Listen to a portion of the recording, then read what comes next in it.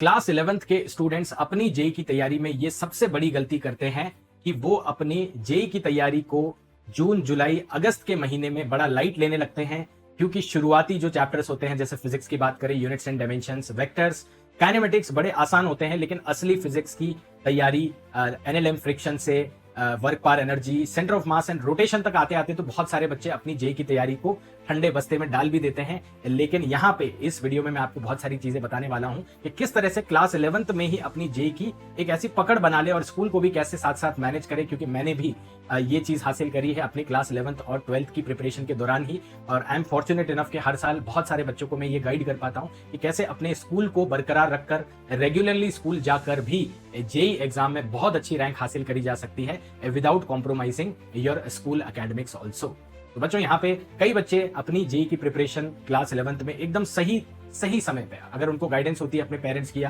किसी रिलेटिव की, तो वो एकदम सही समय पर, मतलब जैसे क्लास 10th का एग्जाम खत्म होता है वो करीब हफ्ते भर 10 दिन के अंदर ही क्लास 11th में अपनी जेई की कोचिंग ज्वाइन कर लेते हैं और वहीं पे डे 1 से वो रेगुलरली लेक्चर्स देख के अपनी जेई की तैयारी चालू कर देते हैं। लेकिन वही बात है कि शुरुआती इजी चैप्टर्स में पकड़ बनाने के बाद और कई बार क्लास 10th के अच्छे परसेंटेज का आपको कॉन्फिडेंस भी होता है, तो आप जून जुलाई अगस्त आते आते तो अपनी प्रिपरेशन को हल्के में लेने लगते हैं। और यही सबसे बड़ा कारण होता है एक क्लास 11th के स्टूडेंट्स का जेई में फ्यूचर में, ऑल्दो टाइम पे उसने स्टार्ट किया है लेकिन सिलेक्शन नहीं होने का। तो आपको क्या करना है बेटा, आपने चाहे क्लास 11th में किसी भी पॉइंट पे जेई के बारे में पता किया, चाहे अप्रैल मई जून किसी भी पॉइंट पे, मैं तो बोलता हूं जुलाई अगस्त तक भी अगर आप सिंसियरली जेई के बारे में जान चुके हैं और तैयारी करने की सोच रहे हैं, तो this is still the right time to start your JEE preparation if you are in class 11th। कई बार आप लोगों ने ये भी सुना होगा कि कुछ बच्चे 9th क्लास से, कुछ बच्चे 6th क्लास से, इनफैक्ट अब तो कुछ बच्चे 4th क्लास से भी ऐसे प्रोग्राम्स आ गए हैं कि जेई की तैयारी के लिए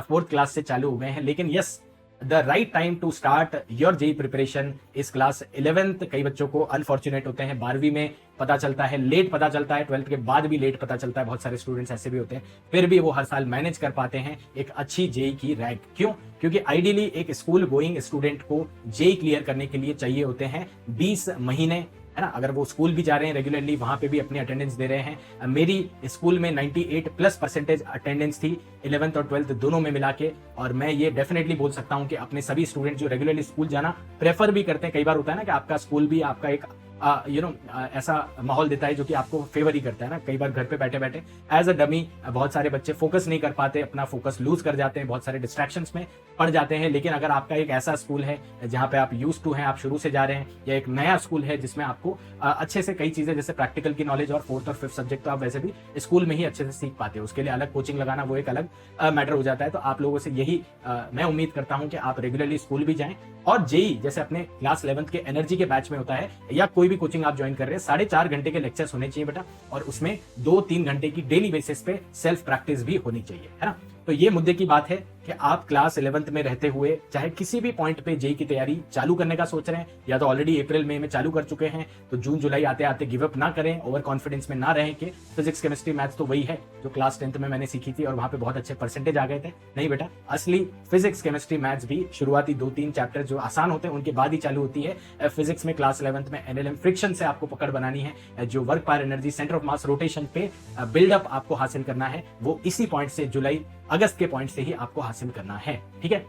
ऑल्सो मेक श्योर कि आप अपने किसी भी कोचिंग इंस्टीट्यूट में जा रहे हैं तो रेगुलरली जा रहे हैं, लेक्चर्स का एक तो बैकलॉग नहीं होना चाहिए। ऑनलाइन में जा रहे हैं तो ऑनलाइन का सबसे बड़ा एक ड्रॉबैक ही कहेंगे कि बच्चा कंसिस्टेंसी लूज कर देता है। लेकिन जिस बच्चे ने ऑनलाइन में वो एक परफेक्ट बैच, एक परफेक्ट रूटीन वाला एक ऐसी टीम ढूंढ ली है जो कि सालों साल 5 सालों से जेई 1 की टीम भी जैसे ऑनलाइन में बैचेस अपने कंडक्ट कर रही है, और टाइमली सिलेबस कंप्लीशन, बहुत सारा प्रैक्टिस मटेरियल और बहुत ही एक फेयर इकोनॉमिकल प्राइस पे आपको वो एक्सपीरियंस दे रही है जो कई बार बड़े बड़े इंस्टीट्यूट के 1.5-2 लाख के बैचेस भी नहीं दे पाते हैं। तो आप डेफिनेटली अगर ऑनलाइन मीडियम में वो क्वालिटी देख पाते हैं और आपका अगर बजट भी अलाउ करता है, तो डेफिनेटली एक डिसिप्लिन आपको लाना है, एक रूटीन आपको बनाना है, एक प्रोसेस जिसकी मैं हमेशा बात करता हूं कि आपको लेक्चर्स में कभी भी बैकलॉग नहीं बनाना है ना। Whether you are going online और ऑफलाइन, लेक्चर्स में बचा कभी भी बैकलॉग नहीं बनाना है। साथ ही साथ एक डीपीपी और पीवाईक्यू की रेगुलर प्रैक्टिस जो आप अपने सेल्फ स्टडी आवर्स में करोगे। एक रेगुलर स्कूल गोइंग बच्चे को बहुत ज्यादा सेल्फ स्टडी आवर्स मिल नहीं पाता है, लेकिन रात के टाइम पे या अर्ली मॉर्निंग के टाइम पे जैसे मैं बैठा करता था, रात के टाइम पे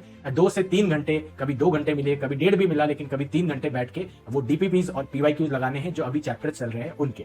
लेक्चर्स में कभी भी बैकलॉग नहीं आना चाहिए, कभी बन भी जाता है तो वीकेंड पे आप उसको क्लियर करें, लेकिन डीपीपीस पीवाईक्यूज आपके 100% नहीं हो पाएंगे, गिवन दैट बहुत सारे सालों के पीवाईक्यूज होते हैं, गिवन दैट डीपीपी या आपको कोई मॉड्यूल मिलता होगा अपने कोचिंग इंस्टीट्यूट का, वो भी 100% नहीं हो पाता है। बट लेक्चर्स के साथ साथ चलते रहना और थोड़ी बहुत सेल्फ प्रैक्टिस करना क्लास 11th में अगर आप ये हैबिट बना लेते हैं तो ये आपके लिए बहुत अच्छी एक हैबिट होगी। और क्योंकि कई बार होता है ना, नया चैप्टर चालू हो गया, पुराने के भी अभी आपके पास डीपीपीस बचे हुए हैं, तो उसको वहीं पे छोड़ के, क्योंकि there will always be a time जब लेक्चर्स नहीं हो रहे होंगे और आपके पास खाली समय होगा, आप उनको रिवाइज करने के लिए भी प्रैक्टिस अपनी पुरानी डीपीपीज और पीवाईक्यूज जिसमें क्वेश्चन छूटे हुए हैं उनसे कर सकते हैं। ठीक है, तो that is the second thing कि आपको रेगुलरली एक पीवाईक्यू प्रैक्टिस और डीपीपी प्रैक्टिस भी करनी, बहुत सारे सोर्सेज नहीं रखने हैं, ज्यादा से ज्यादा एक किताब रखनी है प्रैक्टिस के लिए, ज्यादा से ज्यादा पीवाईक्यू के अलावा एक मॉड्यूल या एक डीपीपी रखनी है ना, मतलब मॉड्यूल डीपीपी या पीवाईक्यू में आपको चॉइस है। ठीक है, इसके अलावा आपको एक test giving ability class 11th में ही डेवलप कर लेनी है। कई स्टूडेंट्स अपने जेई मेन जनवरी अटेम्प्ट के 1-2 महीना पहले टेस्ट देना चालू करते हैं, आप उनसे बहुत ज्यादा एडवांटेज में रहेंगे अगर आप क्लास 11th में हैं। और अगर आप अपनी टेस्ट जो कि महीने में एक बार भी अगर हो रही है, लेकिन फुल फॉर्मेट की हो रही है, तीनों सब्जेक्ट पीसीएम उसमें है, जेई मेन 3 घंटे के फॉर्मेट में हो रही है, जेई एडवांस 3-3 घंटे के 2 पेपर के फॉर्मेट में हो रही है, महीने में एक बार भी, महीने में 1-1.5 बार भी अगर आप ये टेस्ट देना चालू कर देते हैं तो मतलब आप एज में रहेंगे। बहुत सारे ऐसे स्टूडेंट्स होते हैं जो टेस्ट गिविंग को शुरू में लाइटली लेते हैं, अपना सिलेबस कंप्लीशन नहीं है तो टेस्ट ही नहीं दिया, लेकिन ये गलती आपको नहीं करनी है। आपको श्योर शॉट आईआईटीएन बनना है तो आपको क्लास 11th में ही रेगुलरली लेक्चर देखने हैं, पीवाईक्यू प्रैक्टिस करनी है, पीवाईक्यू के साथ डीपीपी प्रैक्टिस करते हैं और बेटर है, और रेगुलरली टेस्ट गिविंग एबिलिटी देनी है। और ये सारी चीजों का ही कल्मिनेशन एक आईआईटीएन बनाती है। तो रिमेंबर दैट ये प्रोसेस को अगर आप 11th में शुरू के महीनों में, जैसे कई बच्चे अप्रैल मई जून तो करते हैं बट उसके बाद छोड़ देते हैं, तो वो गलती सबको नहीं करनी है। इनफैक्ट जून जुलाई अगस्त से ही पिकअप करना है, तो यस आईआईटीएन बनने के पूरे चांसेस हैं। और ये चीज करीब 20 महीने आपको करनी है, इस चीज को माइंडसेट बना के चले।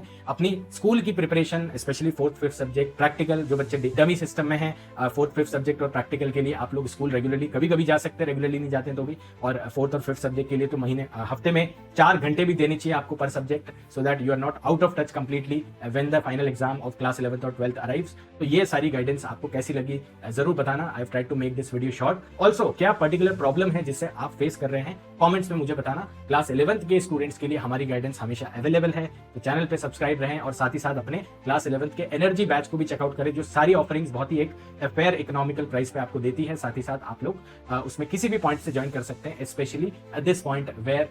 जुलाई अगस्त में जब हम इंपॉर्टेंट चैप्टर्स को स्टार्ट करते हैं, वहीं से पिकअप करना चाहिए, बिल्डअप करना चाहिए आपको। तो अपने क्लास 11th के एनर्जी बैच को जरूर चेकआउट करें। Thank you so much, take care.